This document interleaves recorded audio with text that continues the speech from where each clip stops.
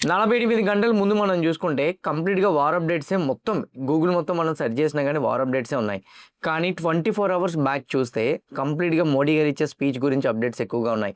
అందులో అతను చాలా భయప్రాంతులకు గురి చేసే స్టేట్మెంట్స్ కూడా చేశారు. అదేంటంటే లాక్‌డౌన్ స్టార్ట్ చేయడానికి కావాల్సిన పాయింట్స్ ఏవైతే ఉన్నాయో అవన్నీ కూడా అతను మాట్లాడారు. వాటిని ఫాలో అవ్వమని చెప్పారు.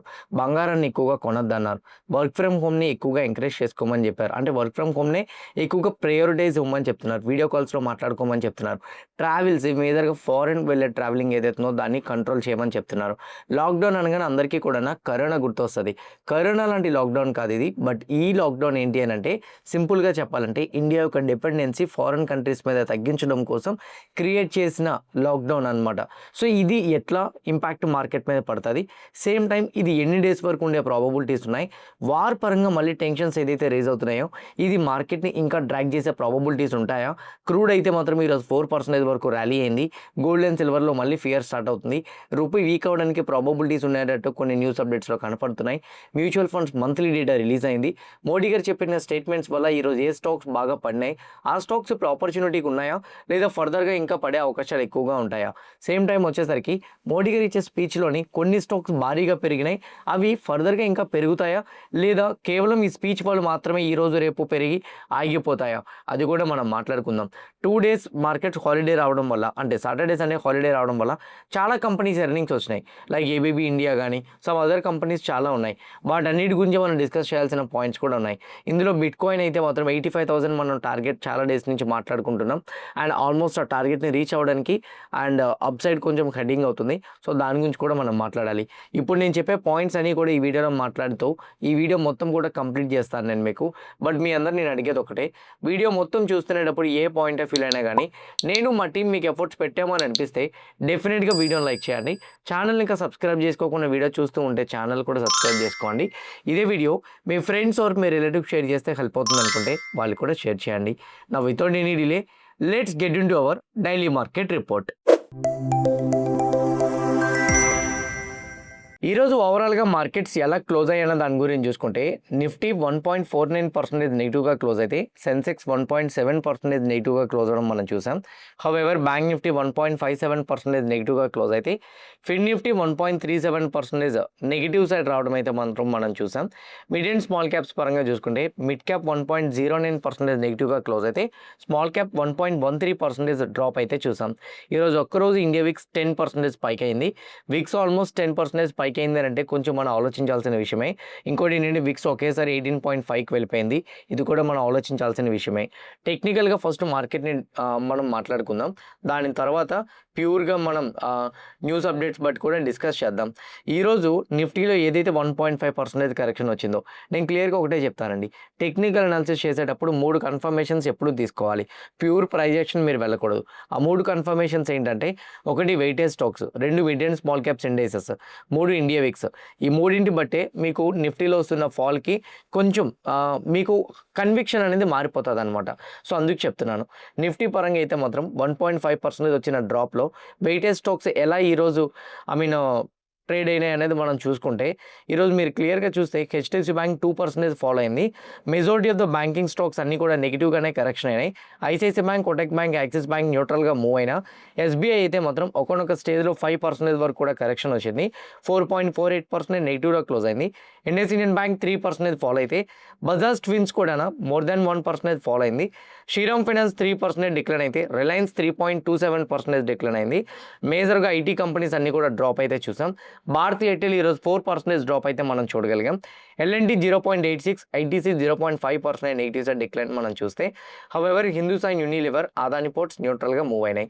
ఈరోజు నిఫ్టీ 50లో మేజర్ వెయిటేజ్ స్టాక్స్ అయ్యున్న banking sector, Reliance, Bharti Airtel, IT stocks ఏవైతే ఉన్నాయో 4 సెక్టార్లు కూడా టాప్ 10 స్టాక్స్‌లో వెయిటేజ్ ఇవే ఎక్కువ కాబట్టి ఈ 4 వెయిటేజ్ స్టాక్స్ కూడా mostly 4 weightage stocks and sectors కూడా మోస్ట్లీ నెగెటివ్‌గా క్లోజ్ అవ్వడంతో నిఫ్టీలో వచ్చే ఫాల్ ఏదైతే ఉందో అది క్లియర్ కట్గా మార్కెట్లో ఒక స్ట్రాంగ్ బీరిష్ సైడ్ మొమెంటం చూపించడానికే వచ్చింది అని మనకు అర్థమవుతుంది.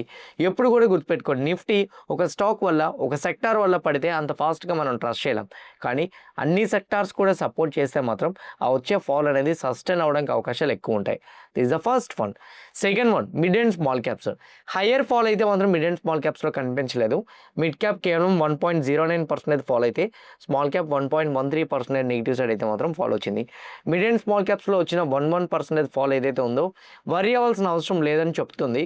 కానీ స్టిల్ కూడా ఏ టైంలోనైనా మిడ్ అండ్ స్మాల్ క్యాప్స్ ఫర్దర్గా హయ్యర్ డ్యామేజ్ జరిగే ఛాన్సెస్ ఉన్నాయని మీకు ముందుగానే ఇండికేషన్ మిడ్ అండ్ స్మాల్ క్యాప్స్లో కూడా కనపడుతుంది. 1% mid and small caps fall అనేది యూజువల్గా అయితే మాత్రం తక్కువ. కానీ అన్ని ఇండైసెస్తో పాటు ఈ ఇండైసెస్ కూడా నెగిటివ్ సైడ్ కరెక్షన్ అవ్వడం అనేది మేబీ ఫియర్ రావచ్చు, అంటే ఫాల్ రావచ్చేమో అన్న ఫియర్ అయితే మాత్రం మనకి లిటిల్ బిట్ అర్థమవుతుంది.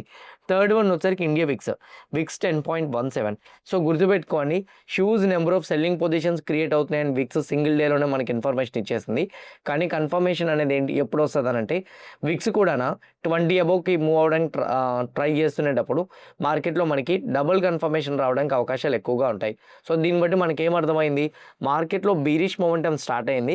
కానీ ఫర్దర్గా బిగ్ క్రాష్ అవ్వాలంటే ఇంకొక 1 or 2 days వెయిట్ చేసి మనం కన్ఫర్మేషన్కి వెళ్తే సరిపోతుందని అర్థమవుతుంది. ఎందుకు, విక్స్ అబౌట్ 20కి వెళ్ళాలి, మిడ్ అండ్ స్మాల్ క్యాప్స్లో ఒక 2 to 3% ఫాల్ ఫర్దర్గా వస్తే మార్కెట్లో ఫాల్ రావడానికి ఫాల్ రావడానికి ఎక్కువ లీడ్ అవుతుందని దాని అర్థం.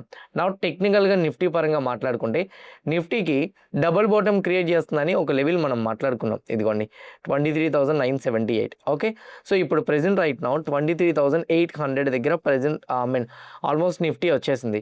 ఈ జోన్ బయటికి రావడానికి ఆల్మోస్ట్ నిఫ్టీ రెడీగా ఉంది. రేపు వచ్చే క్యాండిల్ కానీ ఈ జోన్ కానీ బ్రేక్ చేస్తే మాత్రం నిఫ్టీ స్ట్రైట్ అవే రీసెంట్గా వచ్చిన స్వింగ్లో ఏదైతుందో బాటమ్ అవుట్ అయిన లో విచ్ ఈజ్ 22,250 అక్కడ వరకు ఆ ఫాల్ లీడ్ చేయడానికి అవకాశాలు అయితే మాత్రం ఎక్కువగా ఉన్నాయి. ఇది టెక్నికల్ పాయింట్ అయితే, అంటే ఈ రోజు వరకు వచ్చిన ఫాల్ బట్టి అయితే మాత్రం మార్కెట్ ఫర్దర్గా ఫాల్ అవుతుందనే కన్ఫర్మేషన్కి ఇంకా రాలేము. ఇంకొక రోజు అంటే రేపు ఆర్ నెక్స్ట్ డే ఇంకొక రోజులో మనకి ఈ క్రూషియల్ సపోర్ట్ లెవెల్ కానీ నిఫ్టీ బ్రేక్ చేయగలిగితే మేబీ ఫర్దర్గా మార్కెట్లో డ్రాగ్ చూసే ప్రాబబిలిటీస్ ఉంటుందని అర్థం. ఇదేంటి ఉపేంద్ర, ఫాలో అయినా కూడా నువ్వు అప్పుడే కన్ఫర్మేషన్కి వెళ్ళొద్దని నువ్వు చెప్తున్నావు అని అంటే నేను ఒకటే చెప్తానండి, నేను ఏదైతే ఒక జోన్ డ్రా చేసుకుంటానో అది కన్సల్టేషన్ జోన్ అయినా లేకపోతే లైక్ ఒక రేంజ్ బౌండ్ జోన్ అయినా ఏదైనా కానీ, సో నో ట్రేడింగ్ జోన్లో అనిపిస్తే మాత్రం ఆ జోన్ అవుట్ సైడ్ వచ్చినంత వరకు ఏదైనా అది డౌన్ సైడ్ అయినా అది అప్ సైడ్ అయినా మార్కెట్లో మీకు ఫర్దర్గా బీరిష్ షేడ్ వస్తుందని గూగుల్లో చూడొచ్చు, వేరే యూట్యూబ్ వీడియోస్లో కూడా చూడొచ్చు. బట్ ఒకటి గుర్తుపెట్టుకోండి, క్రూషియల్ లెవెల్స్ బ్రేక్ అవ్వనంత వరకు అంత ఫాస్ట్గా డైరెక్షనల్ మూమెంటం మార్కెట్లో రావడం కష్టం. కరెంట్లీ వచ్చేసరికి ఏదైతే ఇప్పుడు జోన్ ఏదైతే ఉందో ఈ జోన్స్ బ్రేక్ అయినప్పుడే మేబీ మనం ఫాల్ చూస్తాం. లేకపోతే మాత్రం రేపు ఇన్సైడ్ బార్ క్యాండిల్ ఫామ్ అయినా మనం ఆశ్చర్యపోవాల్సిన అవసరం లేదు. ఎందుకంటే స్ట్రైట్ అవే ఒకేసారి నిఫ్టీ వచ్చేసరికి 400 పాయింట్ల పైన ఫాల్ అయింది కాబట్టి ఒకేసారి మార్కెట్ కన్సల్టేషన్లో కూడా వెళ్ళిపోతుంది. రేపు ఎక్స్పైరీ కూడా ఉంది కదా, అందుకోసం చెప్తున్నా. సో ఈ లెవెల్ ఫర్దర్గా బ్రేక్ అయితేనే ఫాల్ కనబడుతుంది, లేకపోతే మాత్రం మళ్ళీ ఇక్కడ నుంచి ఇలానే కన్సల్టేషన్ అయ్యి స్లోగా ఫాల్ కానీ స్లోగా రికవరీ కానీ మనం చూసే ప్రాబబిలిటీస్ ఉంటాయన్నమాట. ఇది మెయిన్ పాయింట్. నా సడన్ ఫాల్ ఎందుకు వచ్చింది, 2 రీజన్స్ వల్ల సడన్ ఫాల్ అయితే వచ్చింది. టెక్నికల్గా ఎంత స్ట్రాంగ్ అనాలిసిస్ మనం చేసుకుంటున్నా కానీ న్యూస్ అప్డేట్స్లో కూడా మనకి అవి కొంచెం యాడ్ అయితే మన కన్విక్షన్ని పెంచుతుంది అనమాట. సో దాని పరంగా మాట్లాడుకుంటే సడన్ ఫాల్ ఫాస్ట్గా రావడానికి ఇక్కడ మీరు క్లియర్గా చూస్తే యూఎస్ మార్కెట్స్ వచ్చేసరికి మార్నింగ్ అయితే 150 పాయింట్స్ డౌ జోన్స్ నెగిటివ్లో ఉంది, కానీ కరెంట్లీ 78 పాయింట్స్ మాత్రం ఇప్పుడు నెగిటివ్లో చూపెడుతుంది. నాస్డాక్ ఓన్లీ 19 పాయింట్స్ మాత్రమే నెగిటివ్ చూపెడుతుంది. యూఎస్డిఐఎన్ఆర్లో ఇండియన్ రూపీ 95.098 దగ్గరికి వెళ్ళిపోయింది. రూపీ ఆల్మోస్ట్ వీక్ అయింది. సో ఆల్ టైమ్ లో దగ్గరికి వెళ్ళడానికి మళ్ళీ ట్రై చేస్తుంది. కమోడిటీస్లో క్రూడ్ ప్రైస్ 2.7% ఎప్రిషియేట్ అయ్యి $104.03 per బ్యారెల్ దగ్గర అయితే మాత్రం బ్రెంట్ ఆయిల్ సస్టైన్ అవుతుంది. క్రూడ్ ఆయిల్ WTI 97.95 దగ్గర అయితే మాత్రం ఉంది. ఆల్మోస్ట్ 2.65% అయితే మాత్రం స్పైక్ అయింది. ఏదైతే బ్రెంట్ ఆయిల్ పెరిగిందో, ఏదైతే క్రూడ్ ఆయిల్ WTI కొంచెం little bit higher side momentum వచ్చిందో ఇది మార్కెట్లో ఎక్కువ ఫియర్ని క్రియేట్ చేస్తుంది. అందువల్ల గోల్డ్ కూడా 1% డిక్లేర్ అయినట్టు మనకు కనపడుతుంది. సిల్వర్ కూడా న్యూట్రల్గానే ట్రేడ్ అవుతున్నట్టు కనపడుతుంది. ఓకే, రూపీ వీక్ అవుతుంది, క్రూడ్ ఆయిల్ పెరుగుతుంది, గోల్డ్ పడుతుంది, global markets neutral with negative side move అవుతున్నాయి. ఆ రీజన్ వల్ల మార్కెట్ పడిందని అనుకోవచ్చు. అసలు గ్లోబల్ మార్కెట్ ఎందుకు అన్సర్టెనిటీలోకి వెళ్ళాయి మళ్ళీ, అండ్ ఎందుకు క్రూడ్ ప్రైస్ పెరిగింది, గోల్డ్ ఎందుకు మళ్ళీ మళ్ళీ పడింది. రూపీ ఎందుకు ఆల్ టైమ్ లోకి వెళ్తుంది? దానికి కారణం వార్ పరంగా వస్తున్న అప్డేట్స్ మాత్రమే. ఆ అప్డేట్స్ ఏంటన్నది మీరు ఇక్కడ క్లియర్గా చూస్తే, ఈరోజు మార్నింగ్ మన ప్రీ మార్కెట్ చేయక ముందు నేను చెక్ చేసినప్పుడు, ఇది మన మార్కెట్ ఓపెన్ అయ్యే ముందు ట్రంప్ ఒక స్టేట్మెంట్ చేశారు. ఇరాన్ ఇచ్చే పాయింట్స్ నాకు అన్యాక్సెప్టబుల్గా ఉన్నాయని. ఇరాన్ ఏ పాయింట్స్ ఇచ్చింది? యాక్చువల్గా మీ అందరికీ తెలుసు, వార్ గురించి సింపుల్గా ఈ వెబ్సైట్లో ఉన్న అప్డేట్స్ అన్నీ కూడా క్లియర్గా నేను మీకు చెప్పేస్తాను. ఫస్ట్ మీ అందరికీ తెలిసింది ఏంటంటే, యూఎస్ ఇరాన్ ఇద్దరు కూడా సీజ్ ఫైర్కి ఒప్పందంకి ముందు వచ్చారు. తర్వాత అది ఆ ఒప్పందం అనేది యాక్సెప్టబుల్ అవ్వలేదు. ఎందుకంటే ఇరాన్ 10 పాయింట్లు ఇచ్చింది, తర్వాత ఫ్రెష్గా మళ్ళీ 14 పాయింట్లు ఇచ్చింది. యూఎస్ సపరేట్గా కొన్ని పాయింట్స్ ఇచ్చింది. పాకిస్తాన్లో డిస్కస్ చేద్దామన్నారు, అది జరగలేదు అండ్ పాకిస్తాన్కి వెళ్ళాలని చెప్పేస్తారు. ఇదంతా అందరికీ తెలిసింది, రొటీన్ సబ్జెక్ట్. కానీ రీసెంట్గా ట్రంప్ ఏం చెప్పారు? సింగిల్గా ఒక వైట్ పేపర్ మీద మనం ఆన్ టేబుల్కి వచ్చి డిస్కస్ చేసుకుందాం, 48 గంటల్లో మీ డెసిషన్ చెప్పండి అన్నారు. ఇరాన్ చెప్పలే. ఇరాన్ వచ్చేసరికి సాటర్డే ఈవినింగ్ అనుకుంటా, ఐ థింక్ ఒక డెసిషన్కి వచ్చింది. అదేంటంటే, ఓకే సో ముందు ఈ 48 గంటల్లో మీరు డెసిషన్ అడిగారు కాబట్టి ముందు ఇప్పటికిప్పుడు స్టాప్ చేయాల్సిన 3 ఉన్నాయి. ఫస్ట్ వన్ వచ్చేసరికి సైడ్ ఆఫ్ హార్మోస్ దగ్గర మా షిప్స్ని ఏదైతే బ్లాక్ చేశారో దాన్ని కరెంట్లీ మీరు బ్లాకేట్ చేసినవన్నీ కూడా రిమూవ్ చేసేయాలి. That is the first one. Second one, ఫర్దర్గా మా మీద అటాక్ చేయడానికి గ్యారంటీ కావాలి. థర్డ్ వన్, లెబనాన్ మీద కూడా అటాక్ చేయడానికి గ్యారంటీ కావాలి. ఇందులో ఇంకో పాయింట్ కూడా యాడ్ చేశారు, మా మీద విధించిన శాంక్షన్స్ని తీసేయండి అని. నీ మెయిన్ అప్డేట్స్ అన్నీ కూడా స్టార్టింగ్ ఇనిషియల్ టైంలో చెప్పేస్తే డిస్కస్ చేయాల్సింది ఏముంది ఇంకా? సో ఆబ్వియస్లీ మీరు చెప్పే మాకు అన్యాక్సెప్టబుల్గా ఉన్నాయని ట్రంప్ అయితే చెప్పారు.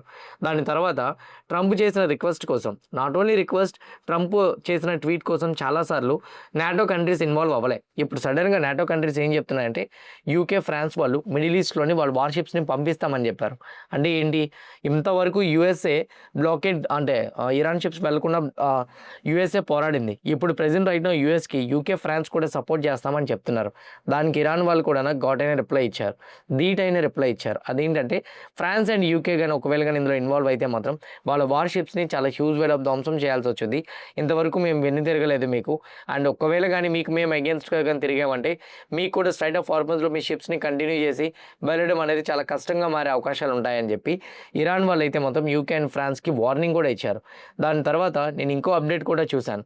నేతన్యాహు గారు చెప్తున్న దాని ప్రకారంగా యుద్ధం ఇంకా ఆగలేదు, ట్రంప్ రిజెక్ట్ చేసినప్పుడే మీకు అర్థమై ఉండాలి, ఈ యుద్ధాన్ని ఇంకా కంటిన్యూ చేస్తామని చెప్పి.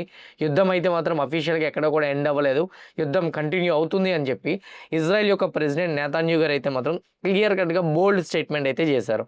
On the other side Trump పాత పాత ప్రెసిడెంట్స్ ఎవరైతే ఉన్నారో, అంటే బ్యారక్ ఒబామా 2015లో ఉన్నారు. 2015లో బ్యారక్ ఒబామా ఉన్న టైంలోని అనవసరంగా జాయింట్ కాంప్రహెన్సివ్ యాక్షన్ ప్లాన్ మీద సైన్ చేశారు. దానివల్ల ఇరాన్కి శాంక్షన్స్ చేసిన ఫండ్స్ ఏవైతే ఉన్నాయో అవన్నీ రిలీజ్ చేశారు. అప్రాక్సిమేట్లీ $1.7 బిలియన్ అమౌంట్ని రిలీజ్ చేశారు. దీనివల్ల బ్యారక్ ఒబామా ఇరాన్కి కంప్లీట్గా ఫైనాన్షియల్ సపోర్ట్ ఇచ్చేశారు. అందువల్లే వాళ్ళ కొమ్ములు పెరిగినాయి. లేదా ఆ టైంలో కానీ స్టాప్ చేసి ఉంటుంటే ఇంతవరకు ఇరాన్ పోరాడేదే కాదు అని చెప్పి పాత లీడర్స్ని తిడుతూ, అండ్ ఇక్కడ యూఎస్ అలాంటి స్టెప్ మరి వేయదు, నా ఆధ్వర్యంలో అయితే మాత్రం అస్సలు వేయదు అని చెప్పి ట్రంప్ ఇంకో స్టేట్మెంట్ కూడా చేశారు. దాని తర్వాత రీసెంట్గా వచ్చిన అప్డేట్ ప్రకారంగా ఇరాన్ ఇంకో డిమాండ్ కూడా, అంటే ఇంకొక అప్డేట్ కూడా ఇచ్చింది. యూఎస్ వాళ్ళు తీసుకొస్తున్న డిమాండ్స్ ఏవైతే ఉన్నాయో అవన్నీ కూడా అన్రీజనబుల్, అంటే సో అవి ఓకే ఆలోచిద్దాము అని అనుకునే డిమాండ్లు అయితే కాదు. సో మోస్ట్లీ వాళ్ళు చేస్తున్న డిమాండ్స్కి అయితే మాత్రం మేము అంగీకరించడానికి ముందుకు రావాలనుకోవట్లేదని చెప్పి ఇన్ఫ్యాక్ట్ ఇరాన్ కూడా స్టేట్మెంట్స్ అయితే మాత్రం చేసింది. అండ్ ఇంకో అప్డేట్ పరంగా చెక్ చేసుకుంటే ఈ యొక్క వార్ అప్డేట్స్ అనేది ఇంకా కంటిన్యూ అవుతుంది తప్ప దీనికంటూ ఒక డెడ్ ఎండ్ అనేది లేదు అని చెప్పి గూగుల్లో కూడా న్యూస్ అప్డేట్స్ వస్తున్నాయి. ఇప్పుడు రైట్ నౌ ఈ టెన్షన్స్ మరింత పెరుగుతున్నాయి. ఎందుకంటే ఇప్పుడు వరకు అన్ని కంట్రీస్ దగ్గర కూడా 40 రోజులు 50 రోజులు రిజర్వ్స్ ఉన్నాయి. ఇప్పుడు ఈ రిజర్వ్స్ అన్నీ కూడా అయిపోతున్నాయి. స్ట్రైట్ ఆఫ్ హార్మోస్ బ్లాక్ అయిపోయింది అని అంటే దీనివల్ల చాలా వరకు ఆయిల్, న్యాచురల్ గ్యాస్ వరకు సప్లై ఆగిపోతుంది. ఒక్క స్ట్రైట్ ఆఫ్ హార్మోస్ నుంచే ప్రపంచం మొత్తం సప్లై చేయట్లేదు కదా అని మీరు అనొచ్చు, ఫ్యాక్టేనండి. కానీ 20% సప్లై ఆగిపోతే రిమైనింగ్ కంట్రీస్ దగ్గర ఉన్న ఆయిల్ ఏదైతే ఉందో ఆ ఆయిల్ని సప్లై చేయడానికి కొంచెం డిమాండ్ పెరిగిపోతుంది. అంత ఫాస్ట్గా ప్రొడక్షన్ చేసి అన్ని కంట్రీస్కి ఆన్ టైంకి సప్లై కూడా జరగదనమాట. ఇట్లాంటి టైంలోని ప్రతి కంట్రీ కూడా షార్టేజ్ అనేది వస్తుంది. అలాంటి షార్టేజే మన కంట్రీకి వస్తుందని మోడీ గారు ఎస్టర్డే స్పీచ్లో చెప్పారనమాట. సో ఇప్పుడు సింపుల్ అండ్ షార్ట్లో ఫస్ట్ రీజన్ మీకు ఇప్పుడు అర్థమైంది అనుకుంటా, వార్ టెన్షన్స్ ఇలానే ఉండడంతో మార్కెట్స్లో కొంచెం ప్యానిక్ సిచ్యువేషన్ క్రియేట్ అయింది. రెండో ప్యానిక్ సిచ్యువేషన్, ఈ సిచ్యువేషన్ అనేది ఉంటుందని రీసెంట్గా పార్లమెంట్లో కూడా మోడీ గారు చెప్పారు. అంత తొందరగా ఈ ఇష్యూ సాల్వ్ అవ్వదు, కొన్ని నెలలు కానీ కొన్ని సంవత్సరాలు కానీ టైం పడుతుంది. సో డెఫినెట్గా మనం అందరం కూడా కలిసి పోరాడాలి. కోవిడ్ లాంటి సిచ్యువేషన్లో మనం ఎలా అయితే పోరాడామో ఇప్పుడు కూడా అలానే పోరాడదామని రీసెంట్గా ఒక చిన్న హింట్ అయితే మాత్రం ఇచ్చారు.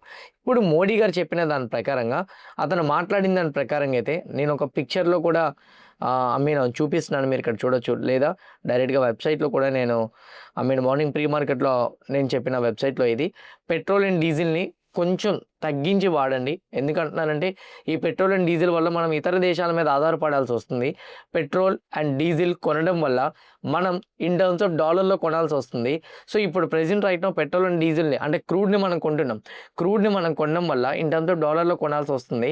సో మన ఇండియా దగ్గర ఉన్న డాలర్ రిజర్వ్స్ ఏవైతే ఉన్నాయో వాటన్నిటిని కూడా స్లోగా కంప్లీట్ చేసేస్తున్నాం. అలాగానే చేస్తే మన దగ్గర రిజర్వ్స్ తగ్గిపోతాయి. అలా తగ్గిపోయినప్పుడు మన రూపీ ఇంకా వీక్ అవుతుంది. అప్పుడు నార్మల్ కన్వర్షన్స్ చేసుకోవాల్సి వస్తుంది. సో అందువల్ల మోస్ట్లీ ఎవరైతే ఉన్నారో అందరూ కూడా బాగా ఎమర్జెన్సీ అనుకుంటున్న టైంలోనే మీ వెహికల్స్ని బయటికి తీయండి. పెట్రోల్ డీజిల్ వెహికల్స్ మీ పర్సనల్ ఉన్నా కానీ మోస్ట్లీ నెససరీ ఉంటేనే తీయండి, లేకపోతే తీయద్దు. First one. Second one, international కంట్రీస్కి ట్రావెల్ చేయొద్దు. అలా ట్రావెల్ చేస్తే మీరు కరెన్సీని ఎక్స్చేంజ్ చేయాల్సి వస్తుంది, అందుకు రూపీ వీక్ అవుతుంటుంది. థర్డ్ వన్, మన ఇండియాలోని హౌస్ హోల్డ్స్ దగ్గర ఉన్నంత బంగారం ఏ దేశంలో కూడా లేదు. మన ఇండియాలో ఇప్పుడు ప్రెజెంట్ రైట్నో బంగారం కొనుగోలు కానీ పెరిగితే మాత్రం డెఫినెట్గా రూపీ వీక్నెస్ ఇంకా మారిపోతుంది. ఎందుకంటే మన ఇండియాలో రెండే ఎక్కువగా సేల్ అవుతుంటాయి, అంటే రెండే ఎక్కువ ఇంపోర్ట్ అవుతుంటాయి. ఒకటి క్రూడ్ ఆయిల్, రెండు బంగారం. ఈ రెండింటిని కూడా మనం బ్లాక్ చేయగలిగితే డెఫినెట్గా దీన్ని మనం అరికట్టచ్చు. రూపీ వీక్ అవ్వకుండా మనం స్టాప్ చేయొచ్చు. ఎనర్జీ క్రైసిస్ని ఎదుర్కోవాలంటే మాత్రం ఇది ఒకటే మనకి సొల్యూషన్ అని చెప్పి మోడీ గారు కొన్ని రూల్స్ చెప్పారనమాట. ఎలక్ట్రిక్ వెహికల్స్ని యూజ్ చేయండి అని.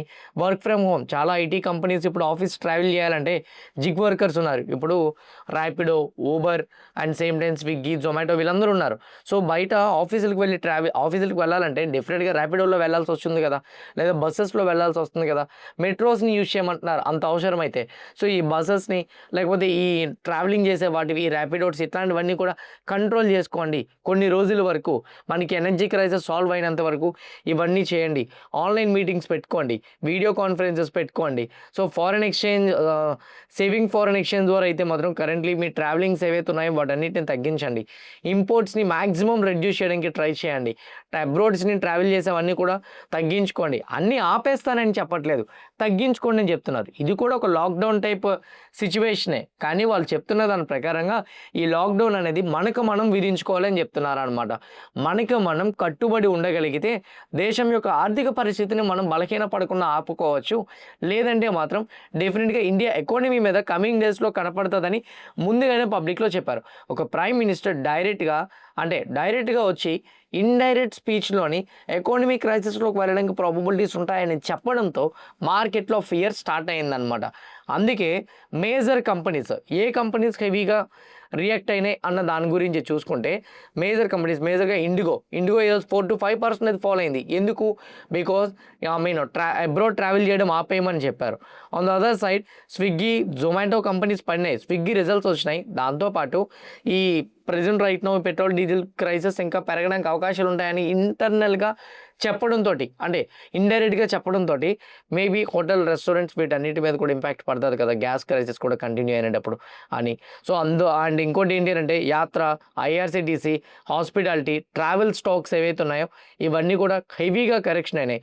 On the other side Ola electric, Ather, JBM auto, EV related companies ఏవైతే ఉన్నాయో ఆ కంపెనీస్ అన్నీ పెరిగినాయి. ఎందుకంటే ఈవీనే వాడండి, ఈవీ తప్ప ఇంకేది వాడొద్దని. వాటి ప్రైజెస్ కూడా ఇప్పుడు పెరిగిపోతాయి. అందువల్లనే మనకి హెవీగా ఈవీ స్టాక్స్ అన్నీ కూడా పెరిగినాయి. వర్క్ ఫ్రమ్ హోమ్ ఎక్కువగా చేయండి అని అనేసరికి ఐటీ కంపెనీస్లో అంటే ఇప్పుడు ప్రెజెంట్ రైట్ ఇంకొక చర్చ కూడా జరుగుతుంది. ఐటీ ఎంప్లాయీస్ దీనికి రియాక్ట్ అవుతూ చాలా ఐటీ కంపెనీస్కి మెయిల్స్ కూడా పెట్టారంట. వర్క్ ఫ్రమ్ హోమ్ ఛాన్సెస్ ఇవ్వండి, డైరెక్ట్గా మన ప్రైమ్ మినిస్టరే చెప్పారు కాబట్టి ఆఫీస్కి వచ్చి వర్క్ చేసేదాన్ని కాకుండా వర్క్ ఫ్రమ్ హోమ్ ఛాన్సెస్ ఇవ్వమని డైరెక్ట్ మెయిల్స్ కూడా పెడుతున్నారంట. మరి దీనివల్ల ఐటీ కంపెనీస్ ఎట్లాంటి కైండ్ ఆఫ్ డెసిషన్ తీసుకుంటుంది అనేది ఇంకా మనకి తెలియలేదు. ఇదేలా ఉంటే ఈక్విటీ మ్యూచువల్ ఫండ్స్ మంత్లీ పరంగా చూసుకుంటే 38,440 crores లాస్ట్ టైం ఏప్రిల్లో ఎస్ఐపీస్ వచ్చినట్టు చెప్తున్నారు. ఈక్విటీ మ్యూచువల్ మ్యూచువల్ ఫండ్లోని 5% కూడా డిక్లైన్ అయింది. మార్కెట్లో రిటర్న్ కూడా పెద్దగా లేకపోవడంతో మ్యూచువల్ ఫండ్స్ నెంబర్స్ కూడా తగ్గుతున్నాయి. ఇప్పుడు ప్రెజెంట్ రైట్ నౌ మోడీ గారు చెప్పిన దాన్ని బట్టి ఈ స్టాక్స్లో ఫర్దర్గా ఫాలో వస్తుందానంటే నా పాయింట్ ఆఫ్ వ్యూలో అయితే మాత్రం క్లియర్ కట్గా గవర్నమెంట్ సైడ్ నుంచి ఒక అప్డేట్ కూడా ఇచ్చారంట. ఏంటంటే కరెంట్ అకౌంట్ డెఫిసిట్ వచ్చేసరికి యాజ్ ఆఫ్ నౌ ఇండియాకి $88 బిలియన్ వరకు ఉందంట. ఫైనాన్షియల్ ఇయర్ 27కి వెళ్తుందని. 2.1% జీడిపి. $37 బిలియన్ ఫైనాన్షియల్ ఇయర్ 26కు ఉంటే ఇప్పుడు $88 బిలియన్ అవ్వడానికి ఛాన్సెస్ ఉన్నాయని చెప్తున్నారు. ఎందుకంటే మనం అంత ఇంపోర్ట్ చేస్తున్నాం. మనం ఎక్స్పోర్ట్ చేసేదానికన్నా ఇంపోర్ట్ చేసే నెంబర్ పెరుగుతుంది కాబట్టి మన రూపీ ఇంతలా వీక్ అవుతుంది. దాన్ని కంట్రోల్ చేయాలంటే అందరూ కలిసికట్టుగా పోరాడాలనే ఆలోచనతోనే మోడీ గారు ఈ స్పీచ్ ఇచ్చారని చెప్పి యాజ్ ఆఫ్ నో న్యూస్ అప్డేట్స్లో అయితే మాత్రం కవర్ అవుతుంది. కానీ ఇది కంట్రోల్ చేయడానికి మనం కలిసికట్టుగా పోరాడదామని చెప్పే వేలో ఈ మాట్లాడే వే ఏదైతే ఉందో ఇది కొంచెం ఫియర్ని అయితే క్రియేట్ చేసింది. వార్ ఇష్యూ తొందరలోనే క్లియర్ అవుతుంది, సీజ్ ఫైర్ అనౌన్స్మెంట్ జరుగుతున్నాయి అని అనుకుంటున్న వేళలోని ఇప్పుడు ప్రెజెంట్ రైట్ నౌ మోడీ గారు ఆ స్టేట్మెంట్ చేసేసరికి మేబీ ఈ సిచ్యువేషన్ అనేది అంత తొందరగా సార్ట్అవుట్ అవ్వదని మార్కెట్స్కి అర్థమైపోతుంది. షార్ట్ టర్మ్లోని ఇప్పుడు మనం మాట్లాడుకునే ఏవియేషన్ స్టాక్స్, సేమ్ టైం జిక్ అంటే స్విగ్గీ, జొమాటో లాంటి కంపెనీస్, ఇండిగో లాంటి కంపెనీస్ అండ్ అట్లానే వచ్చేసరికి gold related companies, jewellery companies వీటన్నిటిలో కొంచెం షార్ట్ టర్మ్లో ప్రెజర్ అయితే మాత్రం కనిపించవచ్చు. లాంగ్ టర్మ్కి అయితే మాత్రం ఈ ఇష్యూస్ వన్స్ సార్ట్అవుట్ అయిన తర్వాత డెఫినెట్గా మనం మొమెంటం చూడొచ్చు. కానీ ఇంకోటి ఈవీ రిలేటెడ్ స్టాక్స్ ఏవైతే ఉన్నాయో అవి మేజర్గా లాభపడే ఛాన్స్ ఉంది. ఇలాంటి సిచ్యువేషన్స్లోని మేబీ ఫర్దర్గా వాటికి ఫ్యూచర్ ఎక్కువగా ఉంటుందనే ఎక్స్పెక్టేషన్స్ కూడా పెరుగుతున్నాయి. Renewable related stocks, EV related stocks, దాని తర్వాత వచ్చేసరికి ఇప్పుడు present right now ethanol related companies ఏవైతే ఉన్నాయో ఇవన్నీ కూడా పెరిగే ప్రాబబిలిటీస్ అయితే మాత్రం ఎక్కువగా ఉంటాయి. ఇప్పుడున్న స్టాక్స్ మీద అయితే మాత్రం మనం మేబీ ప్రెజర్ చూడొచ్చు. అండ్ కరెంట్లీ ఈరోజు నైట్కి కానీ వార్ సిచ్యువేషన్స్లో ఇంకేమైనా కానీ ఫర్దర్గా నెగిటివ్ సిచ్యువేషన్స్ వచ్చేటట్టు కానీ అప్డేట్స్ ఉంటాయి. నైట్ ట్రంప్ కానీ ట్వీట్ చేసి స్టేట్మెంట్ చేస్తే మాత్రం అది కూడా కొంతవరకు క్రూడ్ని ఇంకొంచెం ప్రెజర్ని పెట్టే ఛాన్సెస్ అయితే మాత్రం ఉన్నాయి. ఒకవేళ ఆ క్రూడ్ని ప్రెజర్ పెడితే మాత్రం మేబీ మన మార్కెట్లో బీరిష్ మూమెంటం కూడా క్రియేట్ అవ్వచ్చు అని నేనైతే అనుకుంటున్నా. ఫైనల్గా మార్కెట్ వ్యూ మాట్లాడుకుంటే crucial support level break down అయితే మార్కెట్లో ఫర్దర్గా డ్రాప్ వస్తుంది అనేది నా ఒపీనియన్. ఓకే, సో విక్స్ కూడా అబౌట్ 20కి వెళ్ళాలి. బిట్ కాయిన్ పరంగా మాట్లాడుకుంటే as of now bitcoin Dow జోన్స్లో కరెక్షన్ కనిపించేసరికి బిట్ కాయిన్లో కూడా లిటిల్ బిట్ డిప్ కనిపించింది. కానీ డౌ జోన్స్ మేజర్ కరెక్షన్ రాలేదు. బిట్ కాయిన్ ఇంకోటి ఏంటంటే బిట్ కాయిన్, గోల్డ్, సిల్వర్లో ఇలాంటి టైంలో చాలామంది ఎందుకు ఇన్వెస్ట్మెంట్ చేస్తుంటారంటే ఈక్విటీ మార్కెట్స్ పడుతునేటప్పుడు సేఫర్ అసెట్స్లో మోస్ట్లీ అమౌంట్ అనేది ఇన్ఫ్లో చేస్తూ ఉంటారు. అందులో one of the safer asset bit coin. Currently bit coin కూడా ఇంపార్టెంట్ రెసిస్టెన్స్ లెవెల్ని బ్రేక్ చేసి స్లోగా హైయర్ సైడ్ హెడ్డింగ్ అవుతుంది. అండ్ ఇదే కానీ కంటిన్యూ అయితే 85,000 వరకు వెళ్ళొచ్చు అని నేను అనుకుంటున్నా. అండిల్ అండ్ అన్లెస్ 2 సినారియోస్ ఉన్నాయి. సో 78,155 బ్రేక్ అవ్వడంత వరకు. సో ఫస్ట్ సినారియో ఇక్కడ టచ్ చేసి పైకి వెళ్ళొచ్చు, వచ్చి రీటెస్ట్ చేసి. సెకండ్ సినారీ ఇంకోటి ఏంటంటే స్లోగా పైకి వెళ్ళే ఛాన్స్ ఉంది. మేము ఇప్పుడు ఎంటర్ అయిన వాళ్ళు అయినా కానీ స్లోగా సపోర్ట్ లెవెల్ దగ్గరికి రీటెస్ట్ చేయడానికి వచ్చినప్పుడు కొంచెం మళ్ళీ యావరేజ్ చేసుకోవడానికి ఫండ్స్ ఉంచుకొని ట్రేడ్ చేసుకున్న బెటరే. లేదా డైరెక్ట్గా ఇప్పుడు ఇన్వెస్ట్మెంట్ చేసుకొని అండ్ ఇక్కడ బిలో స్టాప్ లాస్ పెట్టుకొని డైరెక్ట్గా అక్కడ టార్గెట్ పెట్టుకున్న బెటర్ అనేది నా ఒపీనియన్. అండ్ బిలో అంటే 78,155 బిలో స్టాప్ లాస్ పెట్టుకొని 85,000కి డైరెక్ట్ టార్గెట్ పెట్టుకున్న బెటర్ అనేది నా opinion. But in comes to the gold డైరెక్ట్గా రీసెంట్గా మనం ఒక జోన్ మాట్లాడుకున్నాం. ఆ జోన్ అబోవ్కి వెళ్ళిపోయింది అండ్ ఈ జోన్లోనే ఉంటుంది అనుకున్నాం. కానీ స్లోగా జియో పొలిటికల్ టెన్షన్స్ మళ్ళీ పెరగడంతో స్లోగా రీటెస్ట్ చేయడానికి వస్తుంది. ఒక రెసిస్టెన్స్ లెవెల్ బ్రేక్ అయినప్పుడు, ఎందుకంటే కింద నుంచి పైకి వెళ్ళేటప్పుడు అది రెసిస్టెన్స్ రీటెస్ట్ చేయడానికి ఎందుకు వస్తుంది, మళ్ళీ పైకి వెళ్ళడానికి ట్రై చేస్తుంది. సో ఇప్పుడు as of now resistance level కొంచెం రీటెస్ట్ చేయడానికి వస్తుంది కాబట్టి ఇది బ్రేక్ అయితే ఫాలో అయ్యే ఛాన్స్ ఉంది. లేకపోతే మాత్రం ఫాలో అయ్యే ఛాన్సెస్ అయితే మాత్రం చాలా తక్కువ. గోల్డ్కి నైట్ క్రూడ్ ప్రైస్ పెరిగితే మాత్రం ఇది బ్రేక్ అయిపోయే ఛాన్సెస్ కూడా ఉన్నాయి. ఇది బ్రేక్ అయితేనే మనకి ఫాల్ ఎక్కువ కనబడుతుంది, లేకపోతే మాత్రం కనబడదు. But in comes to silver, gold dip అవుతున్న సిల్వర్ ఎందుకు పెరుగుతుంది అని అంటే క్రూడ్ కేవలం 3% అయితే పెరిగింది. ఇంకా పెరిగితే మాత్రం సిల్వర్ ఇంకా పెరగచ్చు. ఇంకోటి ఏంటంటే ఈ ఈవీ రిలేటెడ్ వాటి మీద, సేమ్ టైం రెన్యూబుల్ రిలేటెడ్ వాటి మీద ఎక్కువగా డిపెండ్ అవ్వండి అని మోడీ గారు చెప్పారుగా. ఈ స్పీచ్లోని ఎక్కువగా ఈ ఈవీకి, ఈ సోలార్కి కావాల్సింది ఎక్కువగా సిల్వరే. సో కరెంట్లీ ఈ సిల్వర్తోనే ఎక్కువగా ఆ ప్రొడక్ట్స్ ఆధారపడి ఉన్నాయి కాబట్టి సిల్వర్ పరంగా డిమాండ్ ఇంకా పెరగచ్చు. అందువల్ల సిల్వర్ అయితే మాత్రం పెరుగుతుంది. గోల్డ్ అయితే మాత్రం డిక్లైన్ అవ్వడానికి మోడీ గారు కొనద్దని చెప్పడం ఒక రీజన్ అయితే, 2 రూపీ వీక్ అవుతుంది, అది కూడా రెండో రీజన్. 3 క్రూడ్ ప్రైస్ పెరుగుతుంది, అందువల్ల గోల్డ్ పడుతుంది. సో మరి ఈ టైంలో ఏం చేయాలనంటే గోల్డ్లో మైల్డ్ బీరిష్ చూస్తూ సిల్వర్లో మైల్డ్ బుల్లిష్ మనం చూసే ప్రాబబిలిటీస్ అయితే మాత్రం ఉన్నాయి. సిల్వర్, గోల్డ్, బిట్ కాయిన్లో మీరు యాక్టివ్గా ట్రేడ్ చేద్దాం అనుకుంటే కింద కామెంట్ బాక్స్లో నేను డెల్టా ఎక్స్చేంజ్ రిఫరల్ లింక్ ఇస్తున్నా, ఆ లింక్ క్లిక్ చేసి అకౌంట్ ఓపెన్ చేసుకున్న వాళ్ళకి క్లియర్ కట్గా డెల్టా 5 నిమిషాల్లో ఓపెన్ అయిపోతుంది. ఓపెన్ అయ్యి యాక్టివేట్ అయిపోతుంది కూడా.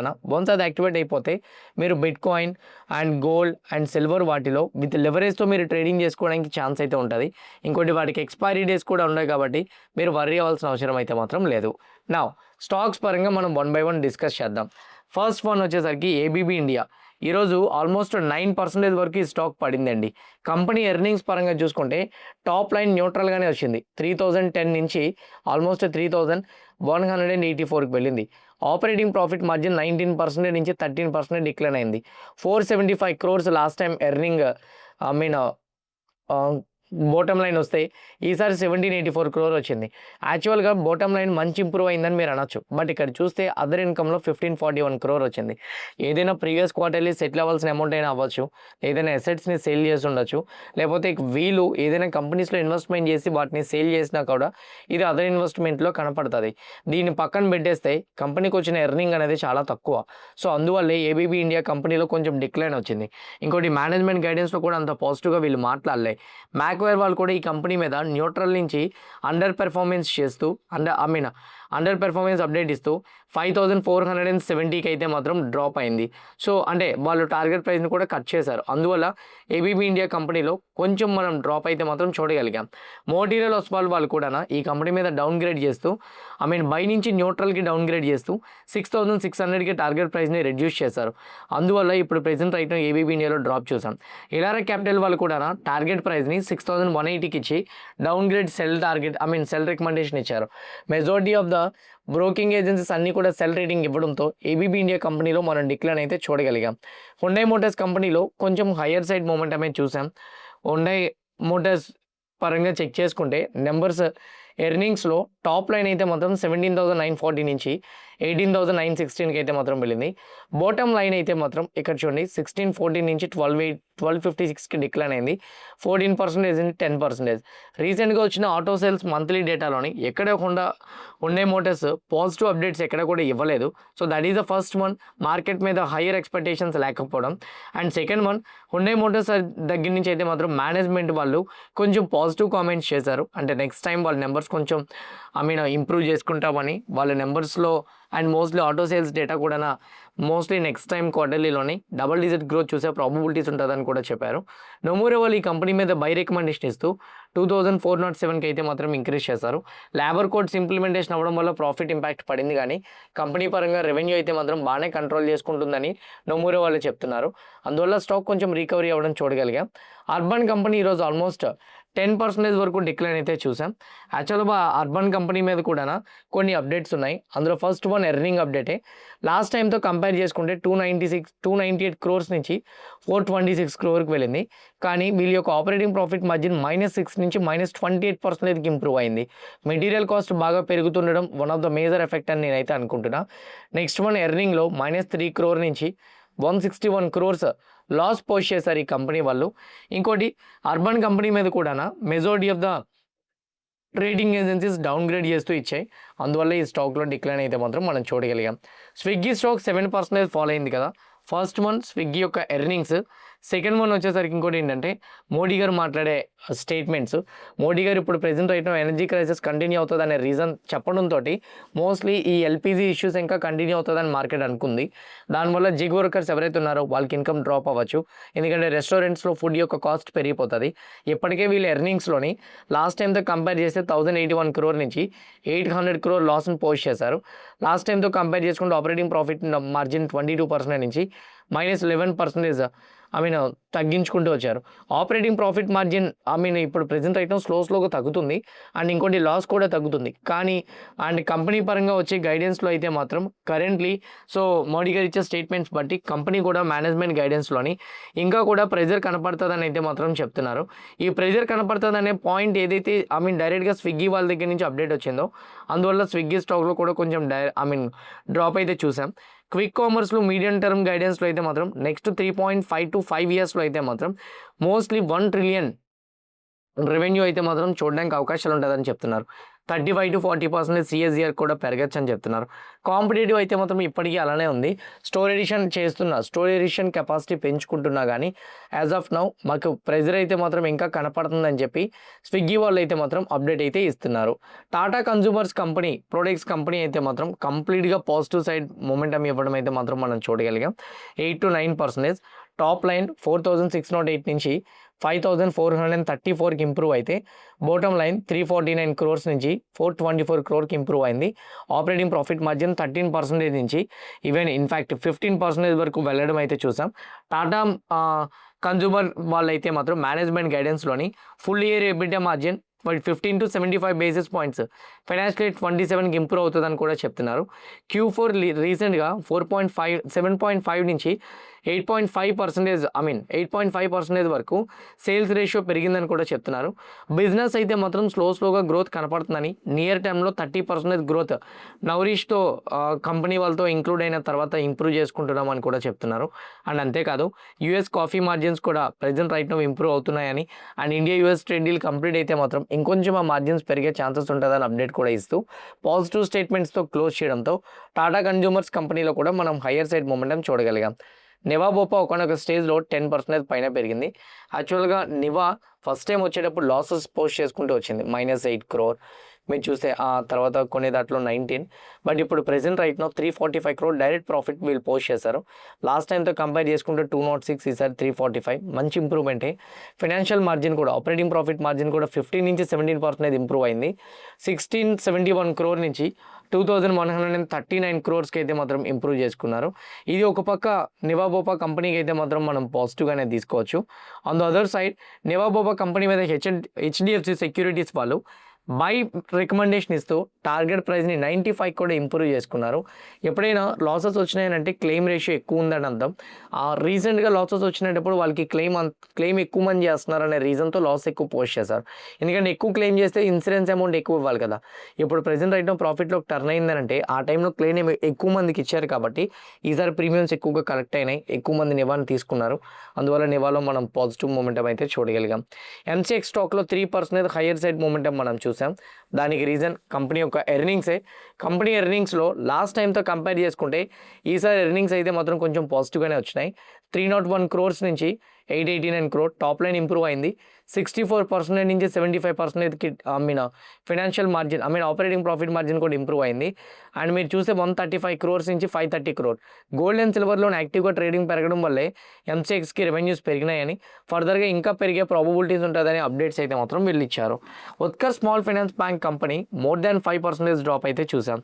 యాక్చువల్గా ఉత్కర్ స్మాల్ ఫైనాన్స్ బ్యాంక్ నెంబర్స్లో కూడా లాస్ట్ టైంతో కంపేర్ చేసుకుంటే ఈసారి అయితే మాత్రం అసెట్ క్వాలిటీ బాగానే వచ్చింది, కానీ నెంబర్స్లో 3 crore ప్రాఫిట్ కాస్త 188 crore లాస్ అయితే పోస్ట్ చేశారు. టాప్ లైన్లో కూడా లిటిల్ బిట్ న్యూట్రల్ విత్ నెగిటివ్గా వచ్చింది. ఫైనాన్షియల్ మార్జిన్ -31% నుంచి 42%కి వెళ్ళింది. కానీ ఇక్కడ చూస్తే అసెట్ క్వాలిటీ కొంచెం ఇంప్రూవ్ అయింది. 9.43% నుంచి 7.71, 4.84% నుంచి 3.29. బట్ స్టిల్ ఇప్పటికీ కంపెనీ లాసెస్ పోస్ట్ చేయడంతో నెగిటివ్స్ అండ్ డిక్లైన్ అయితే మాత్రం మనం చూడగలిగాం. UPL కంపెనీ ఈరోజు మన మార్కెట్ అవర్స్లో అప్డేట్స్ వచ్చినాయి. ఒకటి UPL గైడెన్స్ నాకు పాజిటివ్గా అనిపించింది. రెండు కంపెనీ ఎర్నింగ్స్ కూడా కొంచెం పాజిటివ్గానే వచ్చినాయి. 15,573 crore నుంచి 18,335 crore ఇంప్రూవ్ అయింది. Financial margin operating profit margin 20% నుంచి అయితే మాత్రం 19% కొంచెం డిప్ అయింది. నెట్ ప్రాఫిట్ అయితే మాత్రం 1,079 crore నుంచి 1,294 crores అయితే మాత్రం బాటమ్ లైన్లో ఇంప్రూవ్మెంట్ అయితే కనిపించింది. ఇంకోటి వీళ్ళు చెప్తున్న దాని ప్రకారంగా అయితే మాత్రం రెవెన్యూ గైడెన్స్ అయితే మాత్రం 4-8%కి ఇచ్చారు. ఎబిటా గ్రోత్ 12-16%కి ఇచ్చారు. రెవెన్యూ గైడెన్స్ కూడా డబుల్ డిజిట్స్లో ఇవ్వడం and on the other side numbers కూడా స్ట్రాంగ్ పెర్ఫార్మెన్స్తో రావడంతో UPL కంపెనీ ఈరోజు మనకి సెకండ్ హాఫ్ నుంచి స్ట్రాంగ్ బౌన్స్ అవుతూ హయ్యర్ సైడ్ అయితే మాత్రం మనం క్లోజ్ అవ్వడం చూడగలిగాం. ఇవి మేజర్గా ఉన్న అప్డేట్స్ అయితే మాత్రం ఐ హోప్ క్లియర్ కట్గా మీకు చెప్పిన ప్రతి అప్డేట్ కూడా అర్థమైందని నేను అనుకుంటున్నా. ఎవ్రీథింగ్ అర్థమైతే వీడియోని లైక్ చేయండి. ఛానల్ ఇంకా సబ్స్క్రైబ్ చేసుకోకుండా వీడియో చూస్తూ ఉంటే ఛానల్ కూడా సబ్స్క్రైబ్ చేసుకోండి. ఇదే వీడియో మీ ఫ్రెండ్స్ ఆర్ మీ రిలేటివ్స్ షేర్ చేస్తే హెల్ప్ అవుతుంది అనుకుంటే వాళ్ళు కూడా షేర్ చేయండి. See all tomorrow morning at 8 AM in pre-market analysis. Bye bye.